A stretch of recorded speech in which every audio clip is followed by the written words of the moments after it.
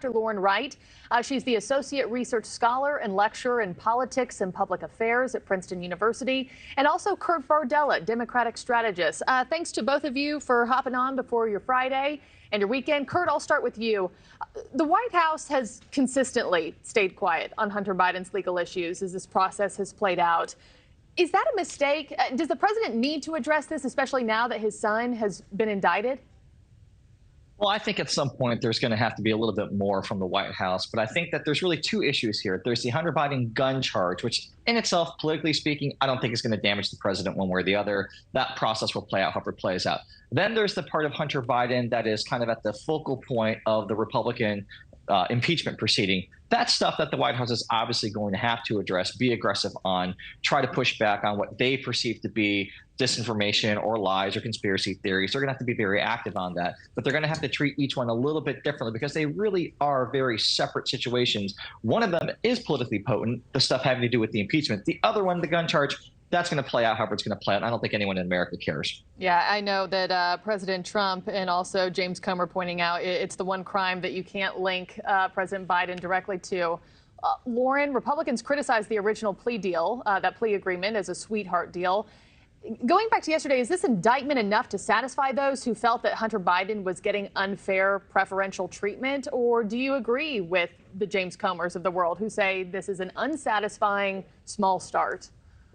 Well, that's what's really tough about this, Marky, because the more Republicans talk about Hunter Biden and how this isn't fair, it sort of clashes with what they said, these indictments and what might be very serious charges that the DOJ is entirely in the tank for the Bidens and they give them preferential treatment. So it's a little bit of a tightrope walk because they're trying to send the message in campaign season that the DOJ is corrupt, but the DOJ, according to Democrats, has saddled Hunter with some very serious charges. Yeah. The other part of this, and I agree with Kurt on the marginal political effect of the Hunter Biden things. The evidence for that is really in the polling surrounding it. And that especially pertains to these charges of possible corruption. Over 70% of Americans think Hunter Biden profited from his father's office. That includes, by the way, 53% of Democrats. But when you ask about Joe Biden and whether he behaved illegally, that number drops to about 40%. Yeah, I can't imagine a worse week for the sitting president of the United States.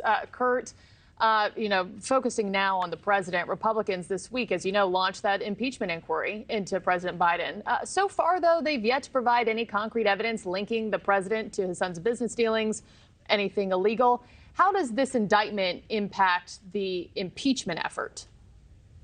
I don't think it really impacts it that much. House Republicans are going to do what they're going to do, regardless of what happens with Hunter Biden, with the federal gun charges. And I think Republicans have kind of put themselves in a tough position. My former boss, Republican Darrell Issa, said just yesterday that evidence directly linking President Biden to his son's business dealings has yet to materialize. Now, that's Darrell Issa saying that, who's a staunch Republican, who has been the former chairman of the House Oversight Committee, who led the probes on Benghazi and Fast and Furious, held Attorney General Obama, Attorney General Eric Holder in contempt. And when Darrell Issa's out there saying, yeah, the evidence, we haven't found it yet, that's pretty damning that they're moving forward with an impeachment inquiry without actually having the smoking gun. When I worked at the Oversight Committee, we had a rule: do not make statements that the evidence does not back up. Republicans have completely abandoned that philosophy, and they've set expectations so high that the threshold for the evidence to justify that rhetoric isn't there.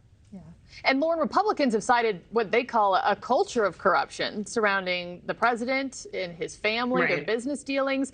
But does this indictment do enough to prove to the American people who will go to vote next November that the president should actually be impeached? I mean, the culture of corruption term is very specific. It's chosen for a reason, which is that it's sort of all encapsulating, but there is no specific smoking gun yet, which Republicans do need eventually. Now, President Biden has lied about these things at least twice, having, met or heard about Hunter's business colleagues, and then whether Hunter did anything wrong. These are questions he's going to eventually have to answer. But again, the issue is that Americans, when we ask them about this, are very critical of Hunter Biden. Thank you for watching. Go to newsnationnow.com to find NewsNation on your television provider. And don't forget to click the red subscribe button below to get more of NewsNation's fact-driven, unbiased coverage.